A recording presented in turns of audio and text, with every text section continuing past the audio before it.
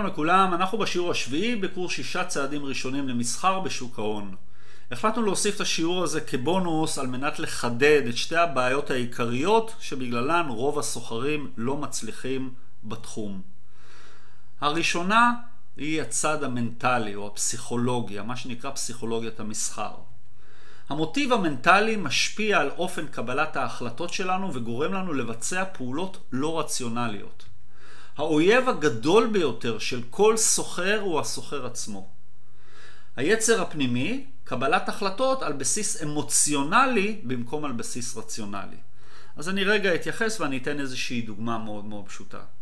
סוחרים הטובים, רוב הסוחרים הטובים, זה סוחרים שהם פועלים בקור רוח, סבלנות, מחכים באמת להזדמנויות הנכונות ועם משמעת. משמעת ברזל זה אחד תכונות החשובות ביותר לכל סוחר.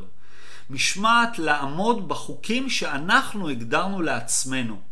לכאורה זה נשמע לכם אולי מאוד מאוד פשוט, אבל תזכרו, בזמן שאנחנו במסחר, האמוציות שלנו משתוללות. מאחר ויש פה הרבה מאוד כסף, בעיקר שאנחנו סוחרים עם כסף אמיתי. מצד אחד אנחנו יכולים להרוויח הרבה מאוד כסף, מצד שני אנחנו בסיכון ויכולים להפסיד גם הרבה מאוד כסף. לכן האמוציות שלנו כל הזמן משפיעות עלינו וגורמות להרבה מאוד סוחרים לפעול לא בצורה רציונלית, לפעול מתוך האמוציות ולהשפיע על אופן קבלת ההחלטות. אני אתן דוגמה מאוד מאוד פשוטה. בואו ניקח איזושהי קורת עץ ברוחב מטר ובאורך של 5 מטרים. ואני שם אותה עכשיו על הרצפה, ואני אומר לכם ללכת עליה. אני מניח שכולכם יכלתם ללכת הלוך חזור, אפילו לקפוץ על רגל אחת עם עיניים עצומות ועוד לשיר שירים באמצע. לעומת זאת, אם אני אקח בדיוק את אותה קורת עץ, ואני אשים אותה בגובה 200 מטר באוויר בין שני בניינים, אני לפחות לא היה לי אומץ לעשות אפילו צעד אחד, ואני מניח שלרובנו לא היה את האומץ. עכשיו בואו נשאל את השאלה, מה ההבדל? הרי בסך הכל זה בדיוק אותה קורת עץ שהיא יציבה ומקובעת. למה שהיא על הרצפה אני יכול ללכת בלי בעיה ושהיא באוויר אני מפחד? הסיבה כמובן היא הסיכון. שהקורה על הרצפה אם אני אפול לא יקרה לי כלום.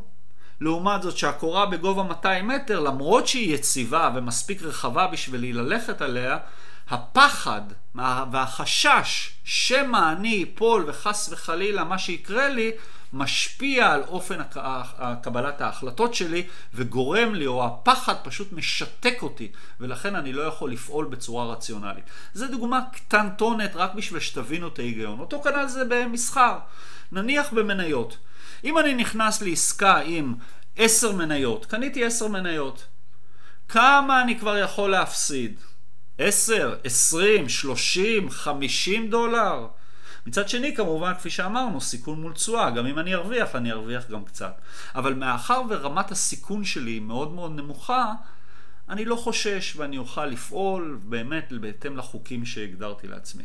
לעומת זאת, אם אני אנסה לבצע בדיוק את אותה עסקה, אבל עם 10,000 מניות, שפה כבר רמת הסיכון מאוד גבוהה. אני יודע שאני יכול להפסיד חס וחלילה 10,000, 20 ואפילו 30,000 דולר, אז החשש או הפחד מהסיכון ישפיע על אופן קבלת ההחלטות שלי, ואני מניח שרוב הסוחרים לא יוכלו לשבת בנחת ופשוט לנהל את העסקה בהתאם לחוקים שהם הגדירו לעצמם.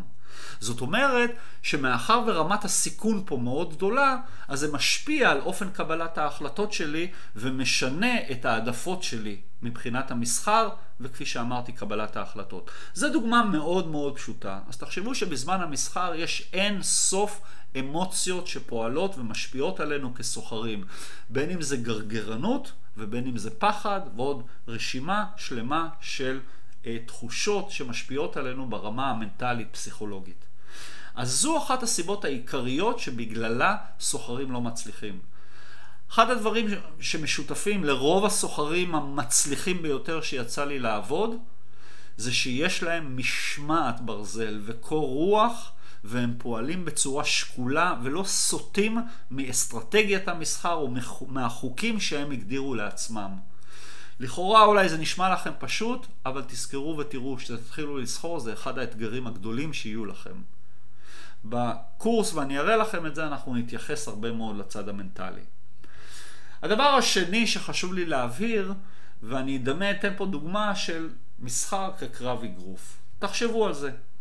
באליפות העולם באגרוף, אלוף העולם שבסופו של דבר עומד ומניף את החגורה, הוא כולו נפוח, בסלנג, הוא פוצצו אותו גם כן, הפנים שלו גם כן מפוצצות, כי הוא חטף גם הרבה אגרופים, אבל הוא ניצח, כי הוא הצליח להחטיף יותר אגרופים. אותו כנ"ל במסחר. לא קיים סוחר שמרוויח בכל העסקאות, זה בלתי אפשרי. הפסדים זה חלק מהמשחק. אבל המטרה שלנו, כמו שהמתאגרף, המטרה שלו להחטיף יותר ממה שהוא חוטף, בדיוק במסחר אותו דבר. המטרה שלנו להרוויח יותר ממה שאנחנו מפסידים. זה כל הרעיון של מסחר. ולכן זה מביא אותי לרעיון הבא, שהוא באמת רעיון מאוד בסיסי במסחר, ואני אסביר אותו. הרעיון זה באמת תוחלת רווח. בואו נסביר את זה בצורה הבאה. נניח במסחר זה הימור. זאת אומרת הימור נטו. אז על פי חוק המספרים הגדולים, בסך הכל, סך כל העסקאות המרוויחות יהיה שווה לסך כל העסקאות המפסידות. אם אני אקח מטבע ואטיל אותו אינסוף פעמים, בסופו של דבר 50% מהפעמים יצא עץ ו50% יצא פלי. אז גם עם סטטיסטיקה כזאת אפשר להרוויח ואפשר להרוויח יפה מאוד, ואני אסביר. בואו נסביר את הרעיון של תוחלת רווח עם דוגמה מאוד מאוד פשוטה. מסחר בבורסה זה משחק של תוחלת. המטרה שלנו היא לייצר תוחלת רווח חיובית לאורך זמן. בואו נסביר את זה עם הדוגמה הפשוטה. ניקח שני סוחרים, סוחר א' וסוחר ב'. שניהם סוחרים יומיים ומבצעים 7 עסקאות ביום. הסוחר הראשון הצליח להרוויח ב6 מתוך 7 עסקאות. הסוחר השני הפסיד ב6 מתוך 7 עסקאות והרוויח רק באחת. על פניו אני מניח שרוב האנשים חושבים שסוחר א' הוא סוחר יותר טוב. אבל מסחר זה משחק של תוחלת, זה לא עניין של סטטיסטיקה. תוחלת, בואו נסתכל עכשיו על הביצועים. הסוחר הראשון, למרות שהוא הרוויח ב6 עסקאות, בכל עסקה שהוא הרוויח, הוא הרוויח קצת. $500, 400, לא שאני מזלזל חס וחלילה בסכומים האלה, אבל באופן יחסי זה קצת. כי כשהוא הפסיד, הוא הפסיד המון המון כסף. לעומתו, הסוחר השני, למרות שהוא הפסיד ב6 מתוך 7 עסקאות, בעסקה שהוא הרוויח, הוא הרוויח המון כסף. מעבר לזה, הסוחר הזה הוא סוחר נהדר, כי הוא יודע לנהל את הסיכונים, ותשימו לב שכל עסקה שהוא מפסיד, הוא מפסיד בדיוק אותו סכום, ובקורס באמת אנחנו נלמד איך לבצע את זה במסגרת ניהול הסיכונים. אבל בשורה התחתונה, הסוחר א', למרות שיש לו 6 עסקאות מצליחות, הוא סיים עדיין במינוס, הלך הביתה עם מינוס. והסוחר השני, למרות שהוא הצליח להרוויח רק בעסקה אחת, סיים את המסחר עם פלוס, הוא הרוויח. וזה מה שחשוב. במסחר המטרה שלנו זה לייצר תוחלת רווח חיובית. המטרה שלנו זה להישאר עם כסף בסופו של דבר, וזה לא משנה כמה מהעסקאות הרווחתי וכמה מהעסקאות הפסדתי. עכשיו בואו נבין את הרעיון שלשם אני חותר. אז בואו נבין את היתרון היחסי שלנו במסחר, וזה היחס בין הסיכוי לסיכון. אנחנו דיברנו על סיכון מול תשואה. ככל שאני ארצה תשואה או רווח יותר גבוה, אני נאלץ לקחת על עצמי סיכון יותר גבוה. כאשר המטרה שלי היא תמיד לשמור על יחס סיכוי-סיכון חיובי. כל אחד בהתאם לסגנון המסחר שלו. אני לצורך הדוגמה אתייחס פה ליחס סיכוי-סיכון של 1 ל-3. מה זאת אומרת יחס סיכוי-סיכון? סיכוי זה הסיכוי להרוויח, וסיכון זה הסיכון להפסיד. אז המטרה שלי זה במילים פשוטות, אם אני מרוויח, אני רוצה להרוויח פי 3 ממה שאני אפסיד במידה ואני אפסיד. כך גם אם אני ארוויח רק 50% מהפעמים, בסופו של דבר אני אשאר עם רווח. בואו נראה דוגמה. אז לצורך הדוגמה המספרית, אני ביחס של 1 ל-3 מוכן לסכן, מוכן להפסיד $50 בכל עסקה, רק שבמידה ואני מרוויח, מצליח, אז אני רוצה להרוויח פי 3 יותר. זאת אומרת שאני מוכן לסכן $50 במטרה להרוויח $150. במקרה הזה אני אוכל לייצר תוחלת רווח חיובית. זאת אומרת שגם אם אני לצורך הדוגמה ביום מסחר ביצעתי 8 עסקאות, וב-50% מהעסקאות, ב4 עסקאות הפסדתי, וב4 עסקאות הרווחתי, בסופו של דבר סך כל הרווחים שלי יהיה יותר גבוה מסך כל ההפסדים שלי, ולכן ההפרש ביניהם ייתן לי רווח בסוף היום. זאת אומרת שלמרות שהפסדתי ב4 עסקאות והפסדתי סך הכל של $200, הרווחתי בעסקאות, בארבעת העסקאות שהרווחתי סכום יותר גדול. וההפרש ביניהם הוא למעשה הרווח שלי. בדיוק כמו אותם מתאגרפים. אלוף העולם החטיף יותר ממה שהוא חטף, ולכן הוא ניצח. זה המטרה שלנו במסחר, והרעיון הזה ילווה אותנו לאורך כל המסחר. סוחרים מקצועיים פועלים ביחס סיכוי סיכון חיובי, בהתאם כמובן לאסטרטגיית המסחר. אני מכיר גם סוחרים שעובדים עם 10% הצלחה ומרוויחים יפה מאוד, וראיתם בדוגמה הקודמת של שני הסוחרים שזה בהחלט אפשרי. אז הכל תלוי לפי אסטרטגיה וסגנון המסחר והאופי שלכם, אבל הרעיון הוא אותו רעיון. אני מוכן לסכן קצת כסף בשביל להרוויח יותר. ותזכרו, הפסדים זה חלק מהמשחק, אתם תלמדו להתמודד איתם. כל עוד אתם יודעים להרוויח יותר בעסקאות המצליחות. לצורך הדוגמה, בואו נראה דוגמה עם מניית מייקרוסופט, MSFT, זה מניית מייקרוסופט, נסחרת בנסדק, אני מניח שרובנו מכירים את המניה, אז לצורך הדוגמה, זיהיתי פה איזושהי נקודת כניסה, מגמת עלייה, זיהיתי איזשהו אזור של התנגדות, ובפריצה מעל רמת ההתנגדות אני רוצה להיכנס לעסקה. ואני שם את עסקת הסטופ-לוס שלי, קטיעת ההפסד, מתחת לתחתית האחרונה. אני מניח שיש סוחרים שישימו את הסטופ-לוס פה, ואז למעשה הסיכון שלהם יותר קטן. אבל כרגע אני מתייחס לסיכון הזה. זאת אומרת שאם אני אפסיד ב-50% מהפעמים, אני אפסיד סכום של $50. אבל במידה וזה הימור ו-50% מהעסקאות הללו אני ארוויח ו-50 אני אפסיד, אז באותם 50% של עסקאות שאני ארוויח, הרווח שלי יהיה הרבה יותר גדול, $150. ובמקרה הזה אם אני אבצע הרבה מאוד עסקאות כאלו, עם סיכויי הצלחה של 50%, בסופו של דבר סך כל הרווחים יהיה יותר גבוה מסך כל ההפסדים, וזה חלק מהדרך להרוויח במסחר.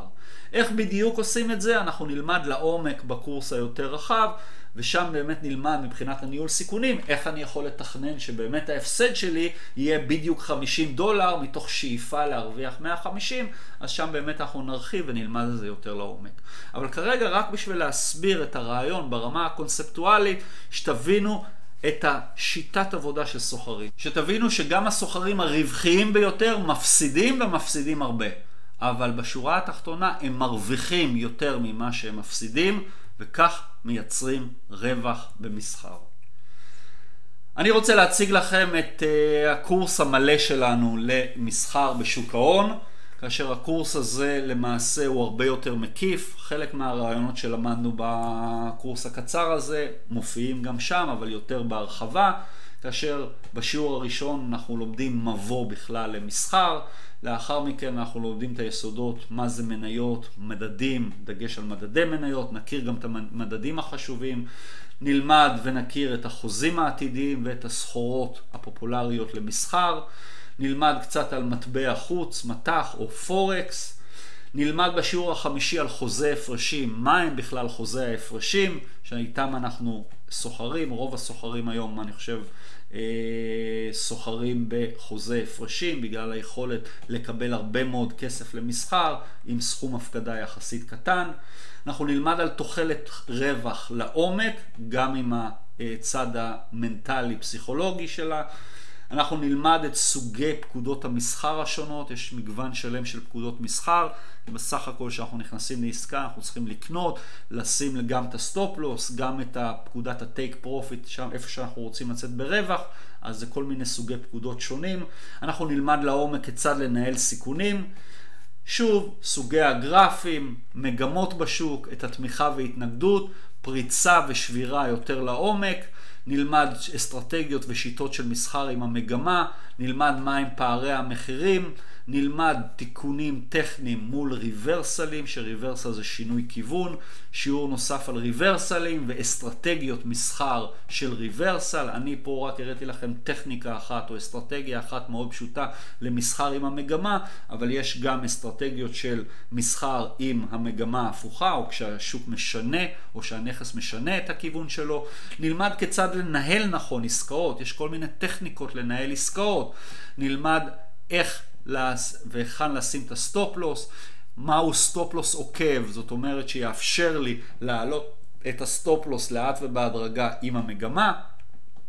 נלמד אסטרטגיה מאוד מאוד יעילה שנקראת פירמידת מחירים, שהיא למעשה מותאמת לחוזה ההפרשים, ולמעשה מאפשרת לנו לנצל את הרווחים שכבר יש לנו לצורך הגדלת הרווחים.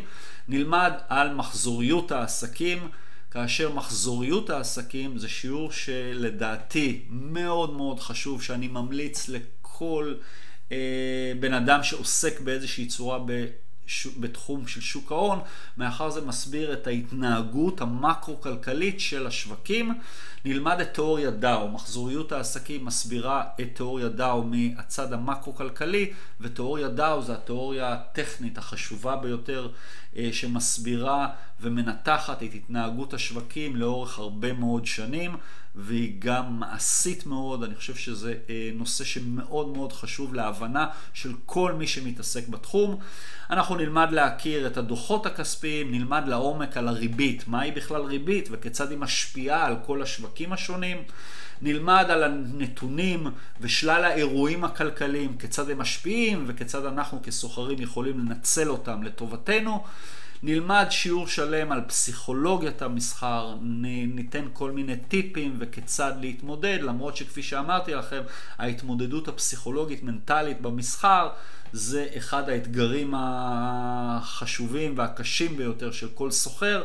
זה בעצם התמודדות של כל סוחר עם עצמו, ונכיר את תוכנת המסחר. סך הכל הקורס כולל 26 שיעורים מעמיקים מעשיים, וכפי שאמרתי, אני מקווה שניפגש בקורס.